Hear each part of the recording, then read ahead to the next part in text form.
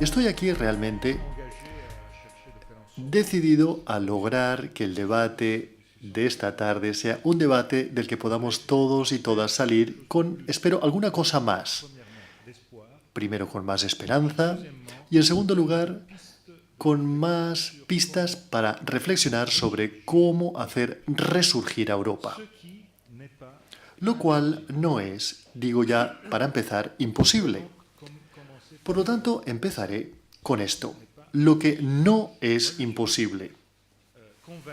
Yo estoy convencido de que el año 2017 será el año del relanzamiento europeo, después de que el año 2016 fuese el año del relanzamiento de la idea de la desintegración. El año 2017, pues, será el relanzamiento de la idea de la integración como motor esencial de nuestras vidas en la globalización que estamos experimentando. Y les explicaré desde mi punto de vista por qué estoy convencido de esto y por qué no es simplemente un puro ilusionismo. Es algo sobre lo cual estoy verdaderamente convencido. Y cuando nos veamos a finales de este año o comienzos del año venidero, porque, bueno, siempre me tendréis aquí en Barcelona, puesto que después de París se ha convertido en mi segunda ciudad de residencia y estoy encantado de esto, estoy convencido de que estaremos en condiciones de lograr en un año la verificación de lo que estamos diciendo aquí hoy y decir, era cierto. Mientras que, y ahora voy a plantearles un pequeño desafío, habría sido imposible encontrarnos en el mes de marzo del 2016 y decir, en el mes de marzo de 2016, decir que en un año el señor Trump sería presidente de los Estados Unidos, el Reino Unido habría salido de Europa, en Italia el referendo habría sido un desastre para el sí y para el no, y que habrá un primer ministro en Italia distinto. Otro más, otro nuevo primer ministro en Italia. Si esto no hubiese dicho en el mes de marzo de 2016, cuando vine para encontrarme con los amigos del país, creo que todos me habríais tomado del brazo y me habríais dicho, te apreciamos mucho, Enrico, pero oye, por favor, vete, vamos a comer. ¿Me habríais tomado por loco? ¿Me habríais tomado por borracho o por persona que ha tomado demasiado? Pero bueno, lo que ha ocurrido es exactamente lo que yo dije en el mes de marzo del 2016. Algo totalmente imprevisible, totalmente increíble. Estoy convencido de que esta vez lo que se podría decir de lo que ocurrirá en el futuro, en un futuro próximo, es algo que nos reconducirá hacia una idea distinta y, desde mi punto de vista, una idea mucho más positiva del futuro y, sobre todo, del futuro de la integración, no de la desintegración. Y esto lo digo ¿por qué razón? La primera razón es que estamos aquí, me habéis pedido que venga aquí para hablaros de Europa a partir del 60 aniversario de los Tratados de Roma. Carlas ha hecho referencia a esto y es muy interesante ver el 60 aniversario en el año 57 vistos desde puntos de vista distintos, porque claramente que Italia estaba en una condición y España estaba en otras condiciones. Pero el punto esencial que me gustaría citar aquí es el hecho de que si hablamos del 60 aniversario en términos de referencias históricas, una referencia sobre el presente, como dice Carlas, una referencia sobre el futuro, esto cambia completamente. E intentaré aquí decir dos cosas sobre este 60 aniversario. Y me gustaría coger ambos desde un punto de vista positivo, aunque pueda ser percibido como algo distinto. Lo primero, el sábado 25 estaba en Italia para la celebración de los tratados y decidí participar en la celebración en una ciudad que no era Roma. En Roma había mucha atención sobre lo que estaba ocurriendo.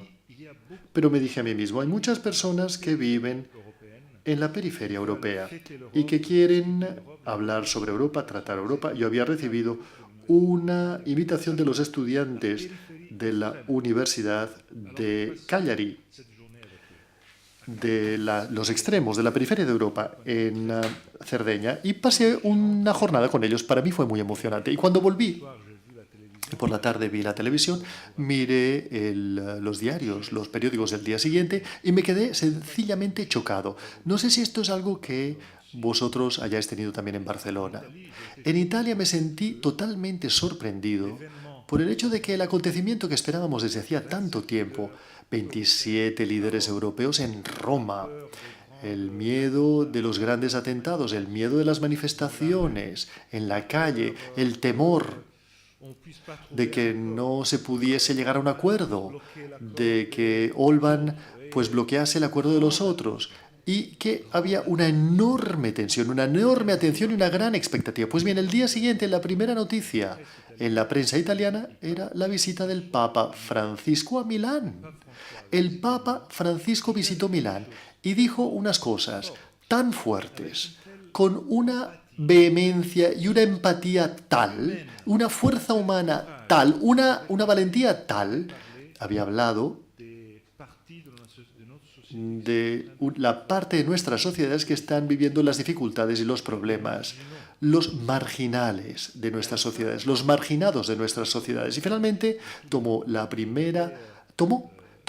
portada de todos los periódicos e incluso superó en términos de importancia lo que había ocurrido en Roma por la mañana. Pues yo me sentí muy sorprendido por esto. Y me dije a mí mismo, ¿por qué? Y esta es la primera pregunta que me gustaría plantear al comienzo de mi intervención. El Papa hizo un encuentro en Milán, como ha hecho tantos encuentros, El Papa viaja muchísimo y organiza muchos encuentros, pero ese encuentro precisamente fue puesto en paralelo con el acontecimiento del 60º aniversario y finalmente no hubo partida. El Papa ganó 6-0, 6-0 realmente. La segunda reflexión la quisiera hacer en relación a este aniversario del año 57. Y el punto hecho por Carlas sobre el hecho de que Francia 54, el hecho de que la Europa de la defensa había fracasado debido a la elección de los franceses. Y por lo tanto hubo, y nos sentimos muy orgullosos de esto nosotros los italianos, había habido un papel italiano que no fue únicamente el de los organizadores del acontecimiento en Roma, sino que fue algo más. Porque Francia y Alemania bloqueaban. En el 54. Y la cosa fue relanzada por una iniciativa entre Italia y el Benelux. Y esta iniciativa entre Italia y el Benelux tuvo en Messina en el año 55 su punto central y luego Roma. Por lo tanto, no fue por casualidad que fuese en Roma. Por lo tanto, el punto de partida había tenido un papel italiano muy importante. Y si hoy en día miro, si observo esta división entre 2016 y 2017, ¿qué es lo que esta división nos explica? ¿Qué es lo que nos cuenta? Desde mi punto de vista nos explica que estamos en proceso de entrar en la tercera fase de la vida europea. E intento decir cuáles son las características de esta tercera fase y qué es lo que esta tercera fase nos cuenta. ¿Qué es lo que nos dice? La primera es la que empieza con los años 50. Acaba con la caída del muro de Berlín y por lo tanto en el año 89. La segunda fase desde el año 89 hasta ayer y ahora una división. Entramos en la tercera fase y esta celebración nos dijo podemos entrar en la tercera fase de una manera o de otra. Y ahora nos encontramos ante esa elección. ¿Y cuáles son las diferencias entre las tres fases?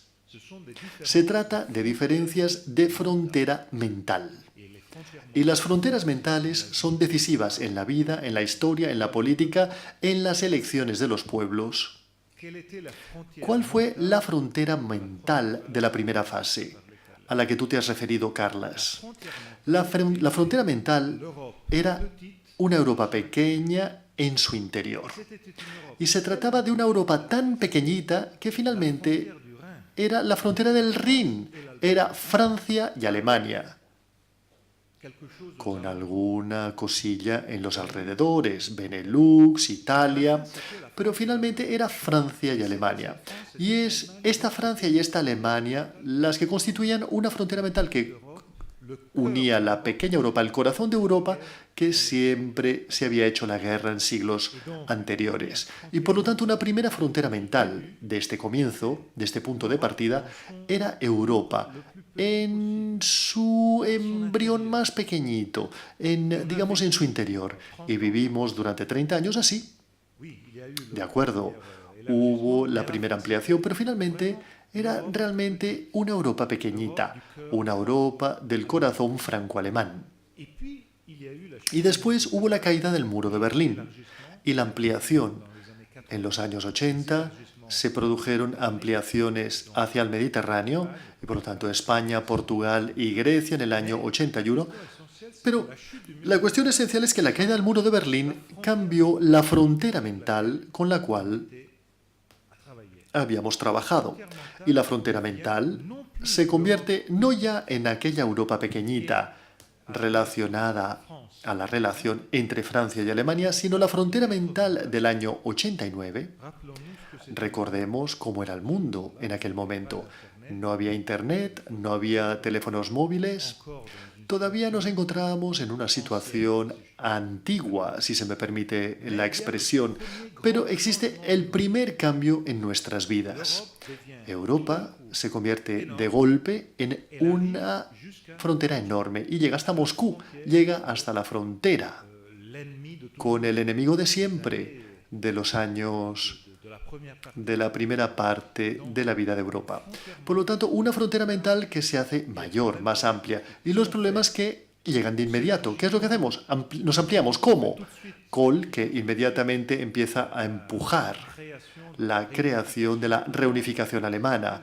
Yo me acuerdo, yo era un chavalito, que trabajaba en la organización de un congreso que se celebró en Pisa en el año 90. Fue el encuentro de los líderes demócratas cristianos de aquella época. Y si no me acuerdo mal, Josep Durán estaba en una de esas primeras actividades. No tenía cabellos tampoco, era calvo entonces también, Mientras que yo sí que tenía una buena cabellera, pero él ya era calvo entonces. Pues bien, este encuentro fue importante porque Kohl había obtenido de sus primeros ministros homólogos la luz verde para la reunificación alemana inmediatamente. Y aquello fue una cosa muy importante y una estrategia sobre la ampliación. Por lo tanto, la segunda fase, la frontera mental de Europa, se hizo no solamente en base a Francia y Alemania, sino que se convirtió en la Europa amplia. Y empezamos a decir, vamos a ampliarnos hasta la frontera con Rusia. Y añadimos, nos ampliaremos hasta todo. Porque estamos hablando de los años 80, en que la ampliación con Turquía incluida era un punto esencial. Me acuerdo muy bien, en el año 93 yo estaba con el ministro de Asuntos Extranjeros de Italia en Ankara y empezamos a hablar de la ampliación para incluir a Turquía. La segunda fase, Europa mucho más amplia, Europa en su grandeza. Y aquella era la frontera mental de aquel periodo. 2016, Brexit, Trump, nos hacen de golpe y porrazo despertarnos. Porque el cambio fue radical. Y Europa se ve atacada dentro de sí misma, en su corazón mismo, por estos dos acontecimientos.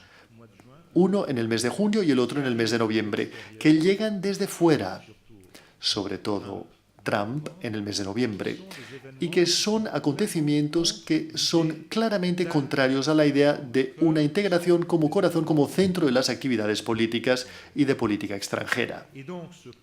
Por lo tanto, esta división, este punto de inflexión en 2016 que hoy nos hace entrar en un tiempo en el que tenemos que decidir cuál será la frontera mental de la tercera fase de la vida europea. Y tenemos la elección entre dos opciones ante nosotros. Y este año 2017 nos dirá cuáles serán las elecciones que nosotros, europeos, realizaremos entre ambas opciones. Y las dos opciones con dos fronteras mentales distintas entre ellas y distintas en relación a las que hemos tenido anteriormente. Hemos tenido la Europa pequeñita, franco-alemana, del comienzo, y luego hemos tenido la Europa amplia, con la gran esperanza de estar todos juntos. Y ahora tenemos una opción muy neta entre dos opciones, entre dos alternativas completamente distintas entre sí. Y veremos y sabremos cuáles serán las elecciones de los europeas, empezando con los franceses el 7 de mayo, porque la elección francesa será, como dicen los ingleses, serán la puerta de apertura, será la puerta corredera, será algo muy eficaz.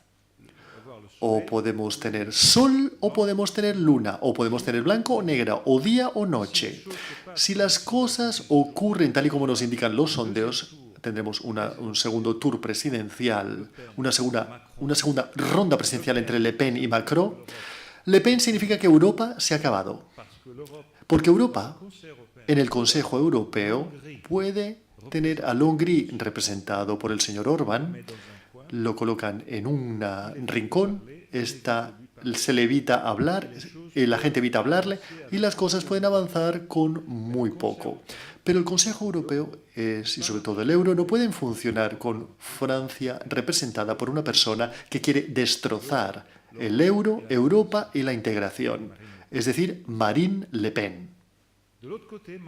Por otra parte, Macron. Si es Macron, será la primera vez que yo veo a un líder francés. Habéis citado la bandera, ¿verdad? Es la primera vez que veo a un líder francés que hace su campaña electoral con la bandera europea detrás de sus espaldas. Es la primerísima vez que lo veo. Que hace propuestas pro-europeístas. Siempre ha habido en Francia una confrontación entre un líder de derecha y un líder de izquierdas, excepto en el caso del año 2002, cuando hubo Chirac y Le Pen. Pero en las otras ocasiones siempre hemos tenido una confrontación entre dos líderes, izquierda y derecha, que hablaban de Francia y de Europa, pero que nunca hablaban con la bandera europea en su campaña electoral. Nunca tenían la bandera europea a sus espaldas. Existía una actitud bastante eurotímida, diría yo.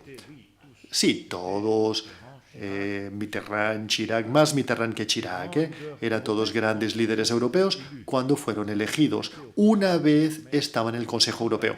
Pero en las campañas electorales no se puede decir que fuesen proeuropeístas. Macron es un hombre que habla de Europa de una manera distinta. Si Macron es presidente, la cosa será muy distinta. Será otra historia. Por primera vez, Francia empujará, después de muchos años de incertidumbre, e inmediatamente después tendremos las elecciones en Alemania. Y las elecciones en Alemania serán muy interesantes desde mi punto de vista, porque tenemos la competencia entre dos líderes, que son líderes de dos grandes partidos. Y aquí también existe una gran noticia, una gran novedad. Y la novedad es que nunca hemos tenido en Alemania una competencia entre dos líderes de dos grandes partidos, ambos muy pro-europeístas. Si miramos, siempre hemos tenido una competición entre una persona que era muy pro-europeísta y los otros al otro lado lo eran menos. Si miramos lo que ha sido Kohl-Schröder en 98, Schröder ganó porque era menos europeísta que Kohl, y Kohl perdió porque había sido quizás excesivamente europeísta, y otras cosas han ocurrido posteriormente en los años siguientes. Hoy en día tenemos a Merkel, que es mucho más proeuropeísta hoy en día de lo que ella misma lo era hace tan solo 2 años. Hace tan solo 2 años ella venía del este. Era una alemana del este, y ella lo decía y lo reivindicaba. Todavía no tenía esta idea muy proeuropeísta que tiene hoy en día. Y Schulz es un caso muy interesante porque es un hombre que ha cambiado completamente la norma de lo que normalmente se hace, por lo menos en nuestros países. Y no es únicamente mi país el que lo hace así. Las carreras políticas son carreras políticas nacionales. A partir del momento en que pierdes, se te envía a Bruselas para representar al país en Europa, lo cual no es genial para la fuerza de Europa. Porque si Europa está en las manos de burócratas y de perdedores, la fuerza de Europa para ser capaz de hacerse escuchar, de hacer caer muros, puede disminuir. Schulz hoy en día es un hombre que ha hecho toda su carrera política en Europa y ahora está invirtiendo en este país. Este enfoque tan proeuropeísta. Alemania, si las cosas continúan así, saldrá de las elecciones muy proeuropeísta, más de lo que lo era anteriormente. Ambos países saldrán al final de las dos elecciones, quizás, si gana Macron y por otra parte si las cosas continúan así, de una manera y sobre una línea muy europeísta. ¿Qué es lo que esto nos dice en lo que se refiere a la cuestión de las fronteras mentales? Porque finalmente, hoy en día nos encontramos realmente ante una encrucijada. Una encrucijada en la que podemos tomar una dirección u otra. Y realmente cada una de ellas es como el día y como la noche. ¿Y cuáles son las dos vías? Una vía es continuar con Brexit, Trump y el estado de ánimo que Trump y Brexit nos han contagiado el año pasado.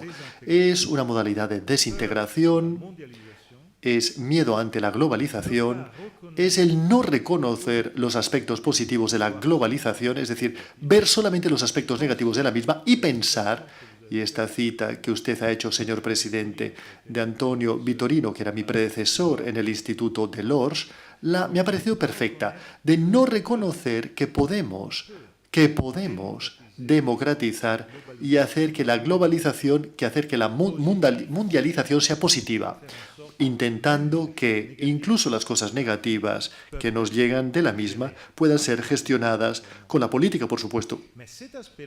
Pero este aspecto, es decir, el temor, el miedo a la globalización, los aspectos relacionados a la desintegración y, naturalmente, ¿el miedo a qué? El miedo, a la cuestión del nacionalismo, que vuelve con gran poderío, que sube de potencia. ¿Por qué el nacionalismo?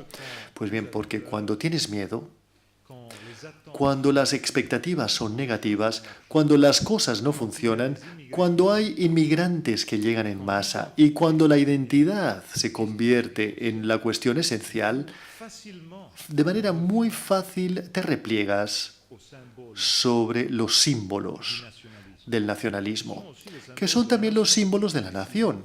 Pero si tomamos únicamente estos símbolos, se convierten en el símbolo del nacionalismo. La bandera, las fronteras, la identidad y la identidad contra los otros. Identificados como algo que es contrario a los otros. Pues bien, tenemos esta salida de la crisis. Y luego tenemos una segunda salida de la crisis. La segunda salida de la crisis es entender que la frontera mental, después de aquella Europa pequeñita, después de aquella Europa grande, no puede ser una marcha atrás a los nacionalismos. Esto va contra la historia. Después de una Europa pequeñita de la primera fase, después de la Europa grande de la segunda fase, la frontera mental de esta tercera fase no puede ser nada más que el mundo. Y este es el punto fundamental del desafío que tenemos ante nosotros. Estamos entrando en una tercera fase de la vida europea, en la que nuestra frontera mental tiene que convertirse en el mundo, por razones que no están únicamente relacionadas al corazón, a un juego o a un deseo, sino que están vinculadas a la historia que estamos experimentando y que estamos viviendo. ¿Y cuál es esa historia? Desde hace 10 años estamos viviendo una aceleración de la globalización que está cambiando completamente nuestras vidas personales, nuestra vida asociada y de nuestros países. Esta revolución la conocemos todos, la hemos experimentado todos, está cambiando nuestras vidas, cambia nuestras empresas. El cambio en las empresas que se está llevando a cabo en los últimos años es incomparable a los cambios que se habían producido anteriormente. Se trata de un cambio que está relacionado ¿con qué? Pues bien, básicamente relacionado a esto. Todos sabemos muy bien lo que esto significa. Pero cito los puntos sobre los cuales todo esto ha cambiado y está cambiando nuestras vidas y el destino de Europa. Tenemos aquí algo que ha cambiado completamente las coordenadas de espacio-tiempo con los que hemos vivido hasta ayer. Y sobre todo tenemos algo que ha cambiado completamente las certidumbres que nosotros occidentales teníamos de estar siempre a la cabeza. Y voy a explicarme qué quiero decir. Hasta ayer vivíamos un progreso tecnológico en el que cada paso era un paso incremental, un paso que se añadía a los pasos tomados anteriormente, con una característica esencial. Para hacer el siguiente paso, tienes que haber realizado todos los pasos anteriores. No puedes hacer 4 pasos hacia adelante de golpe. Los tienes que hacer todos. Y dado que nosotros, los europeos, dado que nosotros, los occidentales, habíamos hecho todos los pasos del progreso tecnológico, cada paso hacia adelante era para nosotros la garantía de conservar la distancia con el resto que estaban detrás de nosotros, porque ellos tenían todavía que hacer todos los pasos anteriores que nosotros ya habíamos realizado. Y es la razón por la cual, incluso si China tenía 1.000 millones de habitantes y nosotros 60 o 50 millones, mirábamos de lejos. ¿Cuál es la gran diferencia actual? Pues bien, la gran diferencia actual es que esta revolución digital e industrial puede ser realizada subiendo las escaleras o tomando los pasos de 4 en 4, mientras que antes se subía la escalera peldaño a peldaño. Se pueden saltar 4 peldaños de golpe. Por ejemplo, hay un país que ha superado a Italia en términos de rapidez de pagos electrónicos. Yo jamás me habría imaginado que Kenia fuese un país en el que los pagos electrónicos digitales estén tan avanzados. Sinceramente, me quedé boquiabierto. Pero es así. ¿Por qué es así? Pues bien, porque este cambio te proporciona la posibilidad de hacer avances que no necesitan de pasar por todos los peldaños que nosotros, los europeos y occidentales, hemos tenido que escalar uno tras otro. Y nos encontramos, por lo tanto, en un mundo en el que el hecho consagrado ante los otros ya no cuenta más como contaba en el pasado. Las cosas se han cambiado completamente y este cambio puede ser positivo. Si hacemos las buenas elecciones, si elegimos bien podemos avanzar, pero naturalmente nos da miedo porque nos diremos, alguno otro nos pisará los talones, llegará detrás nuestro y nos pillará y nos superará. Y además, la segunda cosa importante, como sabemos todos y todas muy bien, es que esto cambia y le da una nueva importancia a la demografía. Porque los chinos eran 1.000 millones hace 30 años y no contaban para absolutamente nada. Pues bien, hoy en día, sin la China, si eres importante en el campo económico, corres el riesgo de quedarte totalmente arrinconado. Sin Brasil, sin Corea, sin India, los grandes gigantes, que son gigantes demográficos, que se están convirtiendo también en gigantes económicos. ¿Por qué? ¿Por qué es esto así? Pues bien, porque esta revolución, la revolución del móvil, puede ser utilizada por todos los habitantes. No se necesita de ningún tipo de intermediación industrial. Esto es algo que se multiplica con las cifras y las dimensiones de un país. Pues bien, todo esto para deciros que este gran cambio está realmente cambiando completamente nuestras sociedades y sentimos miedo, sentimos temor. Y yo cito esto porque hace falta tener la comprensión total de lo que está ocurriendo en nuestras sociedades si queremos entender por qué la gente se ha distanciado de Europa. La gente se ha distanciado de Europa y no aprecian ya Europa en sus sociedades porque colocan conjuntamente Europa y globalización con todos sus efectos, de eliminación de certidumbres que nosotros siempre teníamos de pensar que estábamos por delante y que no tendríamos ningún problema. Hoy en día coloquemos a Europa conjuntamente y decimos, caramba, Europa es la causa de todo esto. Los populistas antieuropeos, ya se trate de Alemania, Francia o Italia, todos cuentan la misma historieta. Dicen, ¿estabais mejor hoy o hace 15 años vosotros, ciudadanos? Y muchos ciudadanos dicen, sinceramente, estaba mejor hace 15 años. ¿Qué es lo que ha ocurrido en los últimos 15 años? Y la respuesta es, hemos introducido el euro. Por lo tanto, la culpa es del euro. Este es el discurso de 30 segundos que se transmite en muchos países. Es el discurso de Le Pen, que tiene el 30% de la intención de voto y toma el 30% de los votos en la Francia de abajo, en la Francia profunda. Os explicaré, abro paréntesis. Yo vivo desde hace año y medio en París. Por causas de mi trabajo hago muchas conferencias e hice un recuento mental. He conocido en París, en mis encuentros, escuchando o hablando, habré hablado con quizás unas 5.000 personas. Y todavía no he conocido a un solo elector del Frente Nacional. En todos mis encuentros, solamente conozco personas que forman parte del establishment francés. No hay nadie, absolutamente nadie que sea del Frente Nacional, porque el Frente Nacional en Francia toma los votos de todos los que están fuera de París. En París solamente tiene un 6%. ¿Y por qué? Porque se trata de la división. Fue lo mismo en relación al voto del Brexit, entre la parte de nuestras sociedades que es cosmopolita, que habla lenguas extranjeras y que está en condiciones, como lo estamos haciendo hoy en día, de tener una conferencia en la que hemos hablado 3 lenguas hasta ahora, y todos estamos muy cómodos hablando 3 lenguas, que viaja, una parte de la población que ve todo esto como algo natural y que por lo tanto ama a Europa, porque Europa es el instrumento para lograr hacer esto. Sin embargo, existe una gran parte de nuestras poblaciones, ya se trate de España, del Reino Unido, de Francia o de Italia, que no hablan lenguas extranjeras, que no viaja y que no es cosmopolita y que siente temor de lo que les está llegando del extranjero.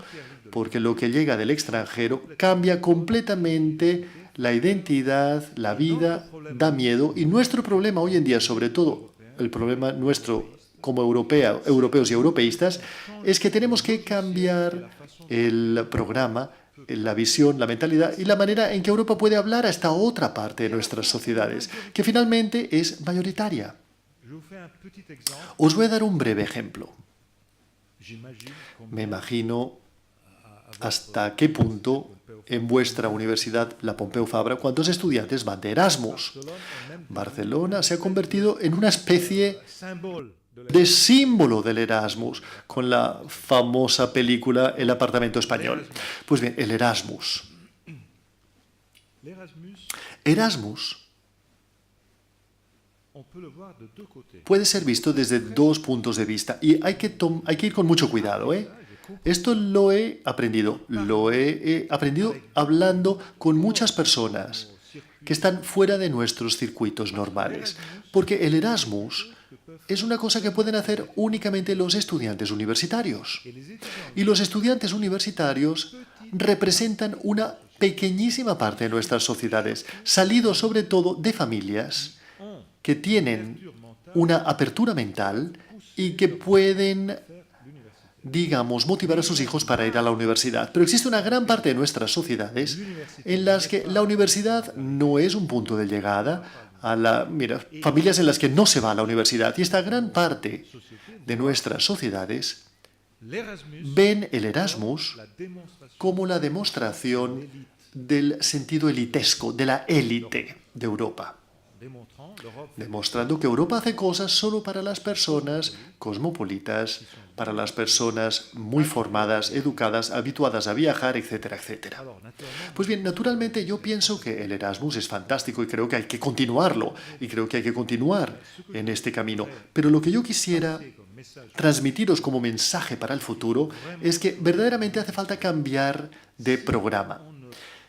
Si no construimos una Europa que esté en condiciones de hablar a la parte no cosmopolita de nuestras sociedades, y en condiciones de hacer entender a esta parte no cosmopolita de nuestras sociedades que estar juntos es mejor, que garantiza más, que da más fuerza y da más certidumbre y más potencia y más capacidad de influencia.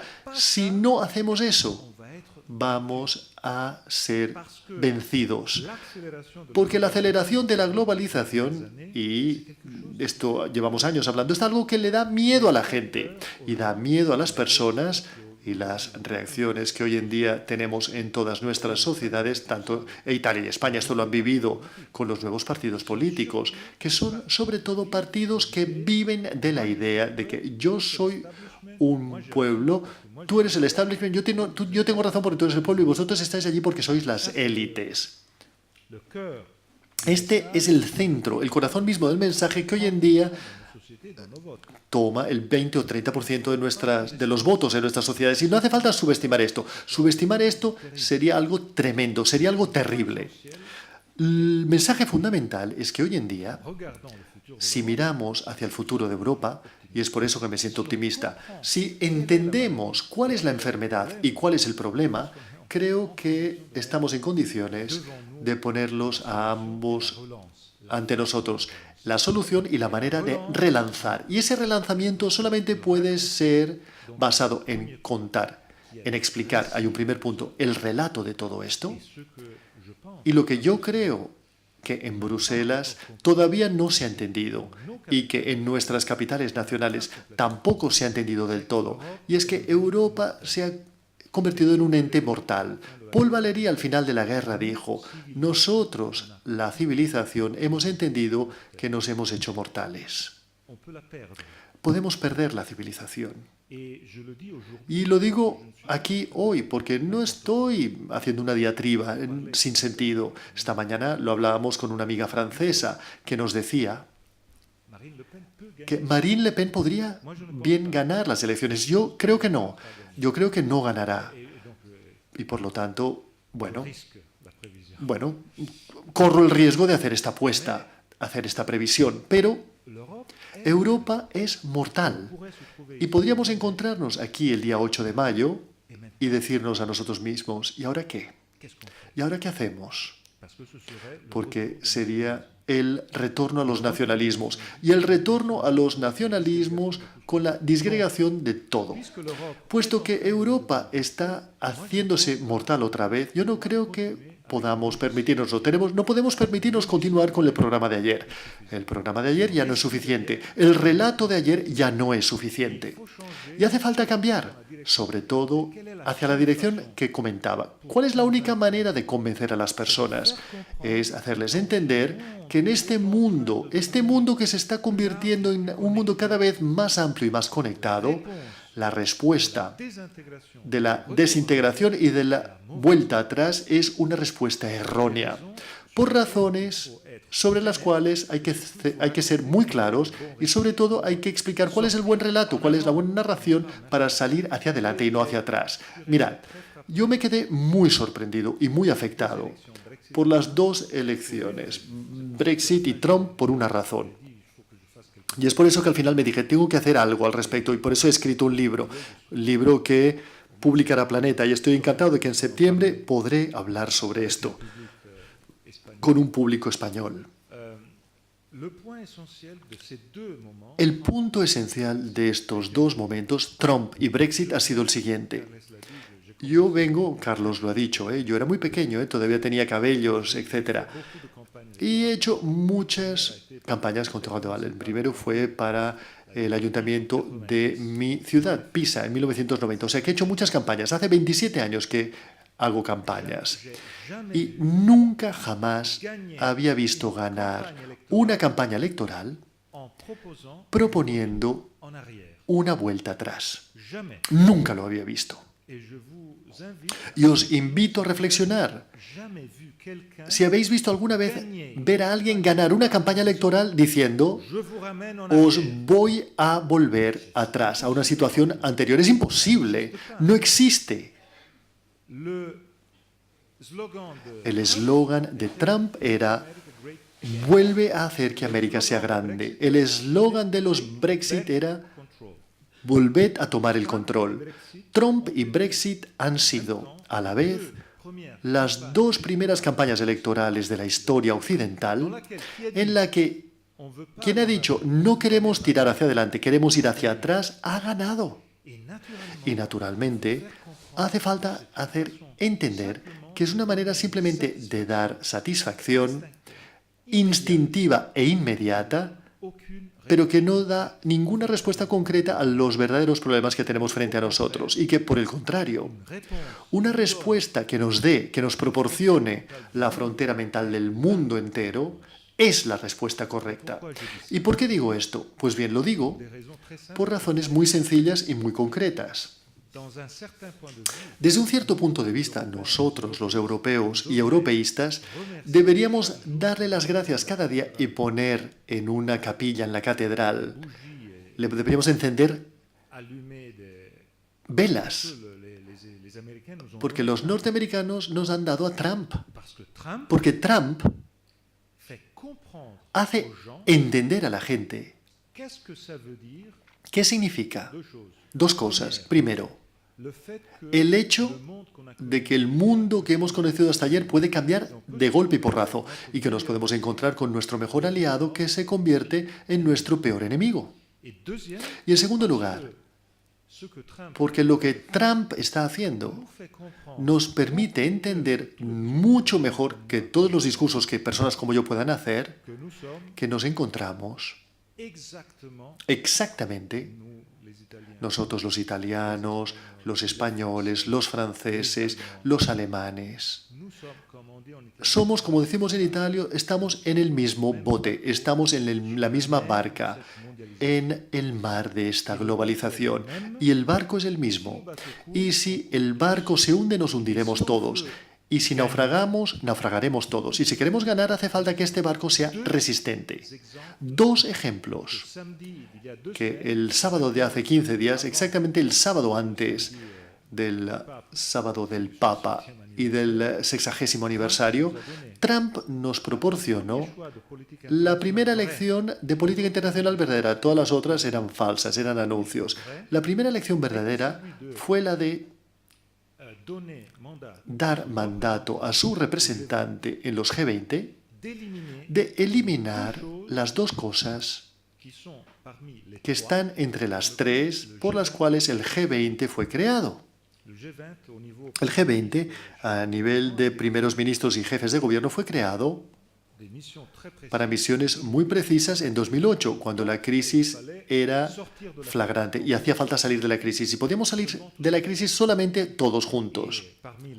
Y entre las tres misiones, dos de estas misiones eran, primera, hace falta absolutamente evitar lo que había ocurrido después del 29, es decir, la crisis del 29, el proteccionismo y el desastre posterior.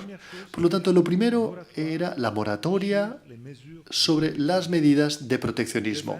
El G20 fue la manera, los 20 que representan el 80% de la economía mundial, fue su manera de decir, detengamos cualquier medida proteccionista. La segunda razón fue la relacionada a las medidas sobre la lucha contra el cambio climático. Por lo tanto, el G20, el segundo dossier, el segundo filón, se centraba en las cuestiones del cambio climático. Trump, ¿qué ha hecho? Ha eliminado inmediatamente no solamente el apoyo norteamericano, sino que ha dado la idea de que es exactamente lo contrario. El proteccionismo será la respuesta y desde el punto de vista del cambio climático ha sido totalmente coherente con lo que había dicho durante su campaña electoral. Os recordaréis todos de que durante su campaña electoral había dicho que el cambio climático es una invención de los chinos para obligarnos a nosotros norteamericanos a poner tasas a nuestras fábricas y hacerlas menos competitivas. Esta es su visión sobre el tema cambio climático. Pues bien, en relación a estas dos cuestiones, hemos entendido inmediatamente que todos estamos siendo atacados y que es Alemania la que está siendo atacada, España también, Italia también. Y que si Trump gana en relación a estos puntos, todos vamos a naufragar. Y todos tenemos que reaccionar y lograr que el mundo de mañana no sea un mundo proteccionista, porque España, Alemania, Italia, todos ellos son países, Europa entera, producimos más de lo que nosotros consumimos. Si entramos en un mundo en el que lo que nosotros producimos es solo para nosotros, nos habremos acabado. Producimos porque tenemos un mercado mundial que desea productos españoles, italianos, alemanes. Si todo este sistema se rompe, será exactamente lo que Trump, por su parte, desea. Ha tomado el voto de los silesios, como él dice, que le han pedido, puesto que en Estados Unidos es exactamente lo contrario, Estados Unidos consume más de lo que produce. Por lo tanto, él no tiene ese problema. Y además, esta elección, y ahora abro paréntesis, es una elección que nos cuenta otra historia, nos relata otro gran desafío. Trump nos desafía sobre el pilar mismo de la democracia representativa. ¿Cuál es la convención clave de la democracia representativa? Es el hecho de que cada uno de los políticos y de las políticas elegidos es elegido por ciudadanos. Es elegido por 1 millón de ciudadanos, por 50 millones de ciudadanos, por 10.000 ciudadanos. Pero a partir del momento en que esta persona es elegida, esta persona representa a todos. Esta es la convención clave que hace que la democracia representativa sea algo que funcione. En la Constitución italiana se escribe, está dicho que nuestros parlamentarios, a partir del momento en que son elegidos, representan a la nación. Y lo mismo se puede decir de España o de Francia. Es nuestra idea de la democracia. Trump está cambiando todo esto porque él claramente ha dicho que yo no os represento a vosotros. Yo represento a los míos. Yo represento solo a aquellos que me han votado. Y él está haciendo una agenda política que es exactamente la aplicación de eso. Es decir, esto es algo, creo yo, es algo increíble, porque realmente rompe completamente la idea misma de democracia representativa. Y la cuestión del cambio climático es la otra gran cuestión. Y es la cuestión sobre la que yo creo que deberemos retomar un hilo positivo, el hilo de un discurso positivo sobre Europa. Nuestra misión. No quiero que mis hijos y mis hijas y mis nietos y nietas vivan en un mundo en el que las reglas medioambientales sean escritas por los chinos y por el señor Trump y que se nos sea comunicado. Yo voy a luchar con todas mis fuerzas y de todas las maneras posibles para evitar esto. Mis hijos e hijas, cuando tenga nietos, bueno, mis nietos y nietas, cuando los tenga, para todos nosotros es lo más importante que cada uno de nosotros tiene. Estamos dispuestos a hacerlo todo por ellos. Y políticamente hablando, sabemos muy bien que yo estoy explicando algo que no es imposible. Porque en el mundo de mañana, con los cambios que estamos viviendo, nosotros los europeos, o bien nos unimos, o bien todos seremos pequeñines. Todos seremos muy pequeñitos. Lo que yo no entiendo del Brexit es realmente esta idea de que, permaneciendo aislados, podrán... Esto claramente formaba parte, forma parte de su mentalidad. La idea de volver a convertirse en un país independiente para redescubrir, para restablecer la Compañía de las Indias Occidentales, para volver a convertir a Londres en el centro del mundo. Y este es el mismo discurso de Marine Le Pen en Francia. ¿Qué es lo que dice Marine Le Pen? Dice que con esta gente Francia ya no cuenta para nada en el mundo. Yo llegaré, y Francia resurgirá de nuevo como un país importante en el mundo de mañana. Será de nuevo el centro del mundo. Tendrán miedo de la bandera francesa y de la fuerza de Francia. Son discursos que no toman para nada en cuenta el cambio del mundo en el que la subida de los nuevos países, logra que incluso los alemanes sean pequeños en el mundo de mañana. Y estos lo están entendiendo con este ataque de Trump con el proteccionismo. Porque si Trump continúa con este tema, y lo habéis visto, ha puesto en el punto de mira a Merkel, Mercedes, la industria alemana, como su punto de mira preferido o favorito. Claramente Alemania vivirá momentos muy complejos. Y está claro también que Alemania sabe que si quiere defenderse, tendrá que hacerlo como Europa, no como Alemania aislada. Y con esto, tenemos, y con esto acabaré, una gran fuerza ante nosotros. La fuerza vinculada al hecho de que, en términos de valores, en términos de principios, nosotros, los europeos, tenemos un pasado que nos ha dado, que nos ha proporcionado la misión de transmitir y de aplicar un conjunto de valores que somos los únicos que tenemos todos conjuntamente y que todos conjuntamente aplicamos. Porque si todos juntos ponemos la protección del medio ambiente, del paisaje y de la naturaleza, la paridad entre hombres y mujeres, la laicidad del Estado, los derechos de los trabajadores, los derechos humanos, la acogida de refugiados, el no a la pena de muerte. Y podría continuar, ¿eh? No existe nadie más que Europa como espacio en el que todos estos valores existen y son aplicados. Y nosotros queremos que se conviertan en valores todavía más influyentes. Por lo tanto, está muy bien que en todas las otras partes del mundo hay muchas partes en las que uno, dos o tres de estas cuestiones se convierten en un grave problema para las personas que viven allí. Y el problema es que el mundo está cada vez más interconectado y cada vez más conectado deberá decidir sobre muchas de estas cuestiones. Y o bien somos fuertes o bien seremos muy poco influyentes. Y es por eso que yo pienso que tenemos ante nosotros una gran misión.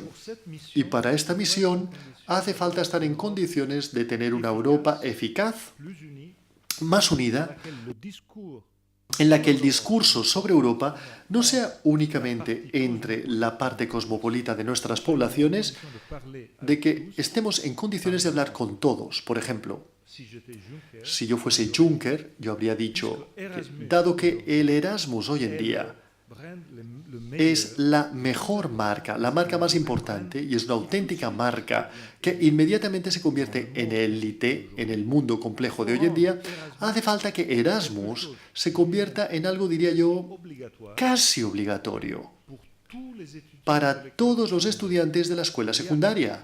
Existe algo hoy en día que existe desde este punto de vista, pero es muy poco. Es también para una élite. Los estudiantes que tienen una familia detrás de ellos, que les transmite la idea de que el cosmopolitismo es positivo. Hace falta reflexionar sobre la fuerza que esta idea tendría. Una Europa que brinda la posibilidad a todos los estudiantes de 15 y 16 años de pasar un periodo en el extranjero. Para la mayor parte de estos estudiantes sería la única vez que podrían tener una experiencia de este tipo y la harían gracias a Europa. Irían a otro país, entenderían que todos los estereotipos, que los otros son malos y que nosotros somos los mejores, son estereotipos idiotas, son estúpidos, que no existen. Entenderían que vivir en Barcelona es como vivir en Pisa, es como vivir en París o en Estrasburgo. Entenderían que verdaderamente vivimos en una Europa que es un lugar en el que hemos empezado a crear una cosa que es única en la historia humana y que es posible. Naturalmente, para lograr esto hace falta tomar un paso hacia adelante y acabaré con esta propuesta sobre la cual he introducido en el libro que acabo de publicar en Italia y que naturalmente este libro también será traducido al castellano, sobre el cual me siento profundamente convencido. Hace falta también que Europa se convierta en un espacio político y democrático, que las personas puedan percibir como mi propio espacio político y democrático, y no únicamente como el espacio de los otros o de los dirigentes o líderes. Tomemos las elecciones al Parlamento Europeo. Somos elegidos para el Parlamento Europeo y las elecciones al Parlamento Europeo son siempre vividas como un cheque nacional sobre el estado de salud del gobierno nacional. Nunca hemos tenido un debate político verdaderamente europeo. Hemos buscado la última vez con esta idea del Spitzenkandidat, pero realmente ha sido muy poco. Hacemos elecciones que son elecciones nacionales, finalmente, y les damos el nombre de europeo. En las leyes francesas he descubierto, se me ha explicado, que los diputados europeos no se llaman diputados europeos, se llaman representantes de Francia en el Parlamento Europeo. Y sobre todo, no hay debate político europeo. A nivel europeo tenemos los países miembros que tienen sus propios debates políticos, pero la cosa se detiene aquí. Y la cuestión democrática existe y ha existido desde un punto de vista, ha explosionado el día en que en el país en el que la democracia nació, nos encontramos en esa situación, que era la situación que hizo romperlo todo. Había una mesa de negociación, había un país que estaba naufragando, que se estaba hundiendo, Grecia, por tercera vez, y ese país había votado. Y por una parte, a un lado de las negociaciones, estaban los representantes legítimos de la soberanía popular de aquel país. Y no se podía decir que no era así. Se trataba de personas que habían sido elegidas tan solo hacía 10 días, una semana, por el pueblo griego. Y estaban allí en una parte de la mesa de negociaciones. De la otra parte estaba el representante del Fondo Monetario Internacional, del Banco Central Europeo y de la Comisión Europea. Y estaba claro que la situación estaba completamente, pero completamente desequilibrada. Miro a Elena, que estaba allí, y sabe perfectamente a qué me refiero. La cuestión fue una cuestión sobre la cual no existía una confrontación entre dos soberanías. Y las cosas pueden funcionar solamente cuando hay una confrontación, una competición entre dos soberanías. Pero hace falta que la otra soberanía también sea clara y que haya una relación directa y claramente vinculable al pueblo, porque si no, un tío como Varoufakis, que dijo cualquier tontería durante este periodo, finalmente tiene una fuerza ante las cosas que decía que se vinculaba a este desequilibrio. Pues bien, la cuestión clave aquí, creo yo, es transformar y crear un espacio político europeo que esté al lado del espacio político de los Estados. Porque yo jamás he creído, aunque sea federalista, jamás he creído que Europa tenga que convertirse en un Estado, en un superestado, y que Europa tenga que borrar las naciones. Eso sería un error pensar así.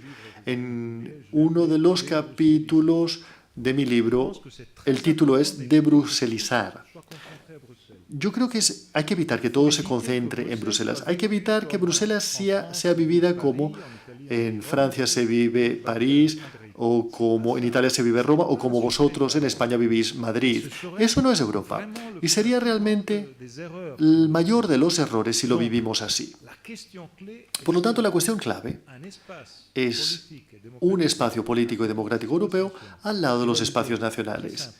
Una idea muy sencilla. Hoy en día, los británicos salen con una elección, creo yo, increíblemente absurda para su propio futuro y también para el futuro de todos nosotros, pero han tomado esta decisión y hace falta respetarla. Ahora que salen, ahora que se van, tenemos 73 escaños en el Parlamento Europeo que se verán liberados.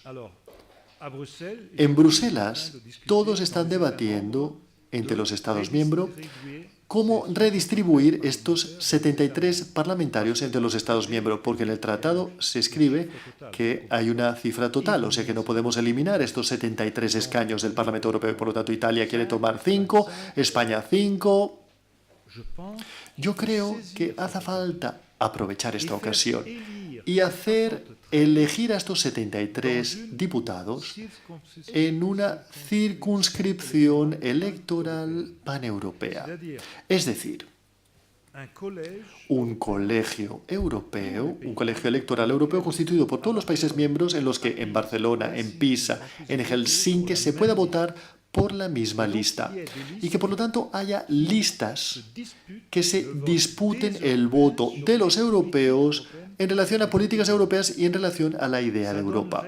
Esto brindaría la posibilidad por la noche de tener la fotografía clara de lo que piensan los europeos, porque tendríamos un 30% de esta lista, el 18% de esta otra lista y el resto, y tendríamos candidatos que harían campaña electoral en Barcelona como en Stuttgart, y que por lo tanto tendrían un discurso europeo y no únicamente...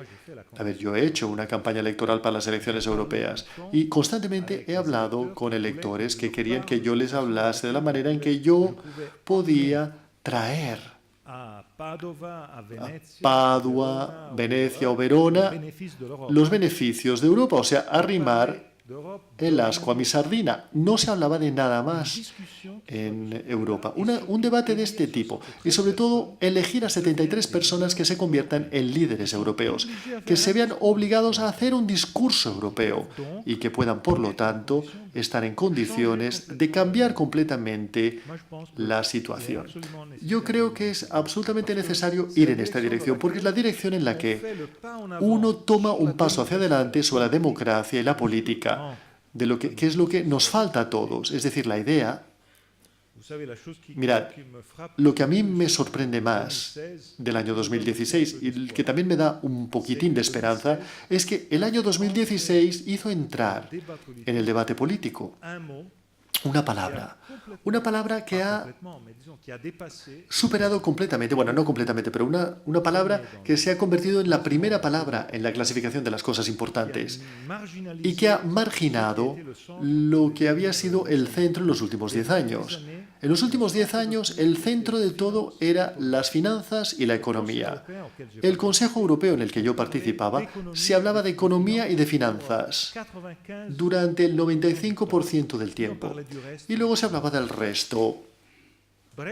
Muy brevemente, Brexit y Trump han sido dos elecciones dominadas por la idea de la identidad. Se ha hablado de política, no se ha hablado de economía. Y hoy en día, si yo veo la campaña electoral francesa, no se habla de economía. Y lo mismo se puede decir de Alemania. Hablan de identidad, hablan de política, hablan de frontera. Cuestiones sobre las cuales, por lo tanto, hace falta evolucionar nuestro discurso. Y cuando yo hablo de identidad, no puedo definirme únicamente como italiano. Si me dicen, ¿tú eres italiano? Yo digo, sí, por supuesto que soy italiano, pero digo que no es suficiente. Tanto por abajo como por encima, porque soy toscano, y Toscana es muy distinta de Lombardía o de Sicilia. Pero si me dices toscano, ah, sí, Florencia, no soy florentino, soy de Pisa, que es muy distinta. Pero no es suficiente esto, porque me falta poder decir que soy europeo. Porque es un cuarto nivel. Un cuarto nivel de identificación de lo que yo soy hoy en día, que es esencial y fundamental. Y es esencial porque la identidad hoy en día no es la del siglo pasado. Y acabaré con este punto que me parece fundamental y que demuestra esta encrucijada a la que me refería anteriormente, esta frontera mental de futuro que se divide entre el nacionalismo o que puede ser el mundo entero. Tenemos que ir en dirección al mundo, tenemos que conducir a nuestros países hacia el mundo, no un regreso a los nacionalismos, porque es un falso regreso. Reflexionemos todos sobre un punto que nos dice algo sobre la identidad. ¿Qué es la identidad? Es el lugar en el que he nacido, es el lugar en el que he crecido, es la lengua que hablo. Digamos, esa es la identidad. Pero reflexionemos sobre los árboles genealógicos de nuestras familias, todos nosotros. La historia del mundo ha sido una historia en la que, durante siglos y siglos, hasta mediados del siglo pasado, más o menos a mediados del siglo pasado, si lo reflexionáis, ¿de dónde provenían vuestros abuelos, o vuestros bisabuelos, o tatarabuelos, o los abuelos de vuestros tatarabuelos? Podíais tranquilamente decir, excepto algunas excepciones, evidentemente, pero normalmente podían decir que todos venían del mismo pueblo, de la misma aldea, todos. Y luego tuvieron hijos que empezaron a casarse entre personas de pueblos vecinos, que tuvieron hijos que empezaron a conocer a personas de la provincia vecina y que conocieron y tuvieron hijos que se casaron entre personas de regiones vecinas. Y hoy en día estamos en el pasaje de personas y de hijos que tienen hijos que se casan entre personas de países vecinos. Esta es una diferencia que ha cambiado el mundo en el último siglo y que nos dice que la identidad, tal y como fue concebida durante las dos primeras guerras mundiales, espero que las definitivas, es una identidad que era válida únicamente en un pasado así. Y el mundo que estamos viviendo, un mundo conectado, en el que estamos totalmente mezclados, tiene que encontrar la fuerza necesaria de manera que la política pueda ir hacia adelante y pueda estar en condiciones de hacer de estos temas, de obtener los resultados y conducir y hacer entender que la integración no es algo negativo, que el encuentro nos brinda algo de más si gestionamos las cosas bien, porque si las dejamos sin gestión, estoy pensando en la cuestión de la inmigración, sería un desastre absoluto y total.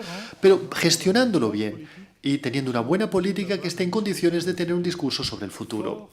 Fue muy importante para temas muy importantes.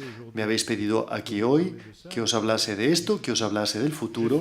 Pues bien, he hecho un discurso que refleja mi idea personal del futuro y la razón por la cual estoy tan implicado en el diseño europeo, y no es la razón por la cual quizás me habría implicado si hubiese nacido en los años en los que Europa ha empezado su vida, porque las cosas han cambiado hoy en día y como hace falta mirar hacia el futuro con esta fuerza, y yo creo que todos conjuntamente podemos no solamente reflexionar sobre todo esto, sino ver que si hacemos todo esto no lo haremos porque nos estemos obligados.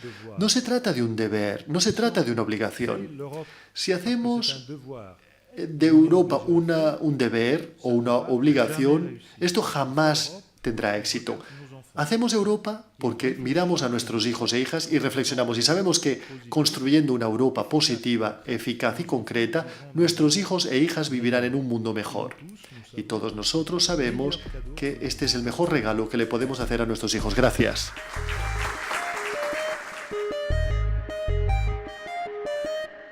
Obra social La Caixa, l'ànima de la Caixa.